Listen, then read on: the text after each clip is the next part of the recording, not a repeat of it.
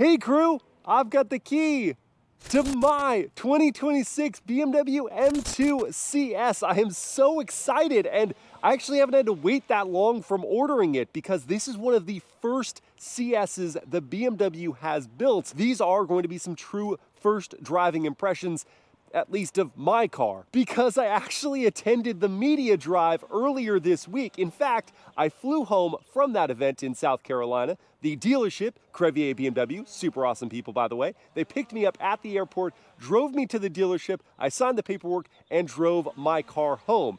Now, because of BMW's embargo, this video is coming out before that one is, but you'll want to watch both because they're really different. The event in South Carolina had so much rain, we were only on the street for a bit, a lot of time on the wet autocross course and on the track. This is obviously just going to be casual here in the dry. Oh, and while BMW's cars were broken in, this car has less than 100 miles on it, so it needs to get to 1,200 miles before it is properly broken in and I can really start to open it up. So let's get into it, and I'm gonna start here at the back end because I have to. You've got that carbon fiber ducktailing trunk lid derived from the E36 M3 CSL. It looks so good on here, sets the car apart along with the bronze wheels. And I'm also just consuming the aesthetic even more right now because in South Carolina, the gray skies did not show off this velvet blue paint. But here in the morning California sunlight, you really get that depth of color. I like this even more than my plum crazy purple on the Demon 170 because this color does have shades of blue and lavender. It kicks with the bronze wheels offsetting it. Then there's the stance of my car. It is just ideal for me. It being lower than the standard M2, but also now sitting on these Cup 2 tires. In South Carolina, because there was so much rain, BMW put on PS4S tires, and it just didn't look as good. I love this. But here was something I really wasn't sure about. In photos, the velvet blue with the bronze of the wheels and the red of the optional carbon ceramic brakes looked like too much, and there's a reason why I didn't get my Demon 170 in plum crazy with the red leather interior. I thought it was overwhelming. Here in person, it does work. Perhaps down the road I'll repaint those calipers in the navy color of the M logo, but for now, I'm not opposed to it. Last thought on the exterior. I say this in the South Carolina video, so sorry that I'll be repeating myself. I thought it might be different seeing the car I was reviewing in Brooklyn Gray versus my Velvet Blue, but I feel the same way. I am really bummed that BMW didn't give this car the yellow DRLs. How much more would it actually have cost them on the manufacturer's side to add on that module when you can buy it aftermarket for just a few $100s? And that is something I do plan on doing. Beyond that complaint and the fact that I just think the F87 generation was prettier, I'm fully sold on how this new CS looks. I'm even over the fact that it doesn't get the carbon fiber hood of the F87 or the current M3, M4 CS because there's so much carbon fiber elsewhere. You've got the door mirror caps, you've got the roof, you have the carbon fiber trunk lid, which by the way, you do get to see some of that when you lift it up.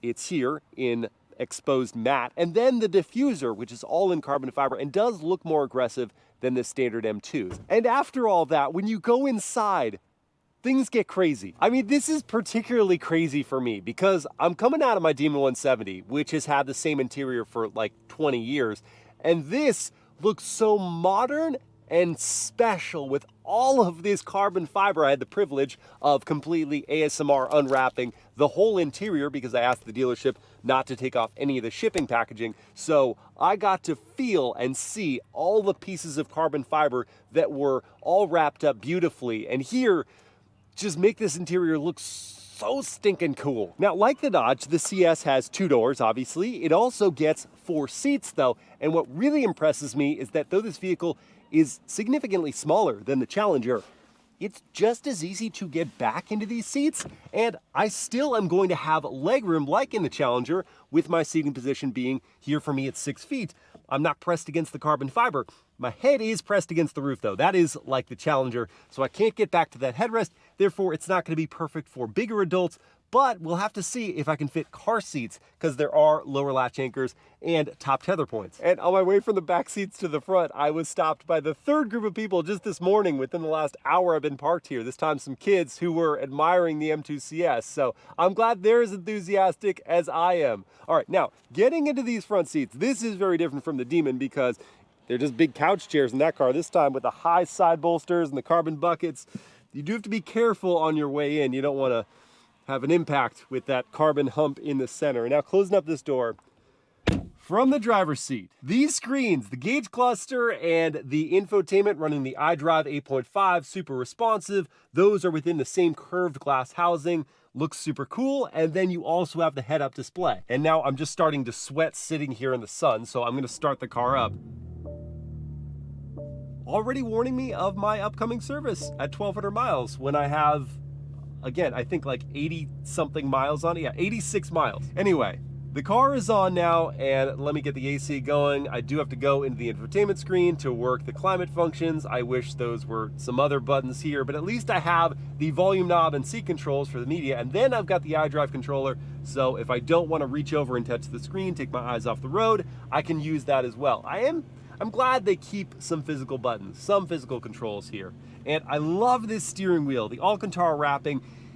It's rather thick, perhaps slightly too thick, but at least it's squishy, so your hands just kind of sink into it and it feels awesome. Carbon fiber faced paddles back here, of course, your M1 and M2 customizable modes. I've already gone ahead and customized some things for this car. I set up M1 to be more chill, everything in efficient and comfort, and then M2 is all about fun. Turn off traction and stability control, everything in Sport Plus or Sport for the brake, steering, engine response, transmission, all that good stuff, and I have it in manual mode. Beyond that, I set up things like the digital key. It's something I didn't have in the Dodge as well, where my smartphone can be the key to unlock the car and lock it. I'm not just talking about the app, I'm talking about an actual thing that sits in my Apple Wallet, and then when it sits right here on the wireless charging pad, I can actually use that to start the car and drive it. Again, just feeling immersed into this modernity of car ownership that I haven't yet had. Last but not least, I set my seating position with the power controls here, including the adjusting side bolsters, and I saved that position and the door mirror adjustments into my memory 1. And if Mobile Mama is going to be driving this vehicle, she can have her preset right here as number 2. Now, as I throw on my seatbelt, I'll point out one last thing, and that is that though this fully carbon fiber console is just gorgeous and really helps set this car apart from the regular M2, it does give up cup holders. So I put my Fiji little water bottle here because I cannot fit my 32-ounce big bottle anywhere, not even in the glove box. So it's gonna be a problem for me. I'm always gonna have to use single-use bottles. Oh well. Anyway, into drive. Releasing the parking brake. We are off to the races. But not really, because in the Carolina video, I didn't show the turning circle. So I'm going to do that now. Cranking the wheel. And finding that this smaller wheelbase rear drive vehicle, surprise, surprise, has an excellent turning circle. And the very next thing I'm going to do is to destroy a stigma of BMW owners and use my turn signal. Felt good, but it is quite loud. Is that why they don't use it? Now for another important daily driving detail. If I do need to use the horn, what does it sound like? Oh. That is a not obnoxious and high quality, high confidence horn. I'm really happy with that. Now getting into brass tacks. So, the M2 CS is powered by the same S58 motor, the same twin-turbo inline-6 as the base M2, but here it makes 523 horsepower and 479 pound-feet of torque. That is 50 more horsepower and 36 more pound-feet than the regular M2. And all that power still just goes to the rear tires. It's not all-wheel drive like the M3, M4 CS, and it is only via an 8-speed torque converter automatic. You can't, like the base M2, get a 6-speed manual. That doesn't bother me at all though, because the M2's manual is not really rewarding to drive. It doesn't have great feel, but as automatics go, and non-dual clutch, rather torque converter automatics go, this 8-speed is fantastic. It is super smooth, and that's exactly what I'm looking for right now, because I can't utilize all of that 523 horsepower for another 1,100 miles. So I need this car to be good to daily drive. And so far, it really is. Even over broken and undulating surfaces like I just experienced, there's a good deal of compliance to this ride. It's definitely bumpier than the M2 with the tuning of this adaptive damper M suspension, and it also has stiffened components like the engine and transmission mounts from the hardened M4 CSL. It also has unique bump stops and camber angling and a whole bunch of things that would make it ride more firmly. But I can totally live with this. I am also pleased to report, now again, I'm doing this in the reverse order where this video is going up before the South Carolina drive. But in that video, I complained a little bit about road noise, and I attributed it to perhaps the sound deadening reduction and maybe the tires, but I'm now thinking that was mostly road surface of the rural roads that we were on, because here on smoother tarmac, it's a whole lot quieter, and we are on Cup 2 tires, which you would think would be louder than the PS4S tires I was on in South Carolina. But then you get to this road surface, and it does get a lot louder. And yet, though it is much more chewed up, it doesn't get any more harsh. Here's another big one related to daily driving comfort. These carbon bucket seats. They look awesome, perhaps some of the coolest looking chairs in any production car right now, but they also look like they could be torture devices if you're gonna use this car on a daily basis. I have not found them to be that bad so far, and that's just coming from the South Carolina drive and my seat time this morning so far. They're pretty well padded, and with all the different adjustments you can make, including those side bolsters, I don't find them to be unpleasant at all as soon as you're inside them. Getting in and out is arduous, as I showed, but once you're in them, they're pretty great. And now I'll take a turn to the highly subjective. Driving this car, how do I feel? Well, it's not just from all the different people who have approached me just this morning to say how cool the car looks. I feel cool just from my vantage point. The Alcantara wrapping, the carbon fiber everywhere, the cool screens, the seats.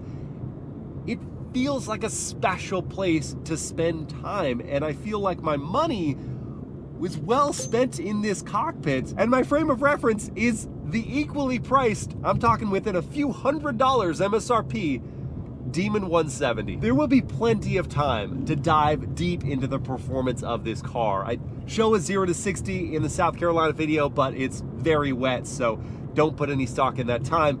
Really, it's going to be the handling, it's going to be the braking, it's going to be the power delivery. The way that M has engineered this car to be a step above the already solid M2.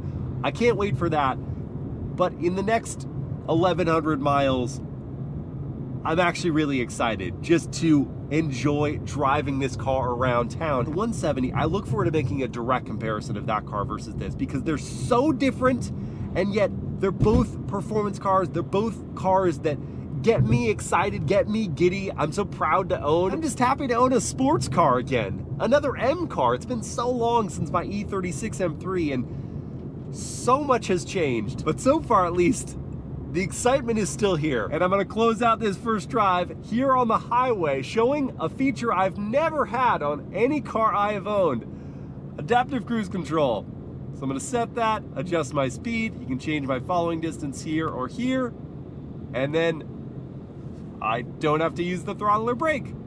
There isn't any traffic, so it's not doing much adapting, but I know it's there. And I also know there is a lane keep system which will correct me back. And it kind of holds the center of the lane as well. That's pretty cool. I should also mention I haven't noticed any tram lining from these Cup 2s pulling the wheel left or right as it goes over certain grooves in the road. It's been very easy to manage. And no squealing whatsoever from the carbon ceramic brakes. and then just gracefully power away. It's off to a good start with the M2 CS. A lot more content about this car coming. I'll compare it with the Demon 170 properly. I will have a day in the life video, and when it's broken, I will really romp on it and probably go to the BMW Performance Center West in Palm Springs and either track my car or an M2 CS just like it. And don't forget to watch the South Carolina first drive in the very wet, on track, on autocross, and on rural roads. That's coming out just 4 days from now. So look forward to that. I hope you guys have enjoyed this video, and I will see you again next time.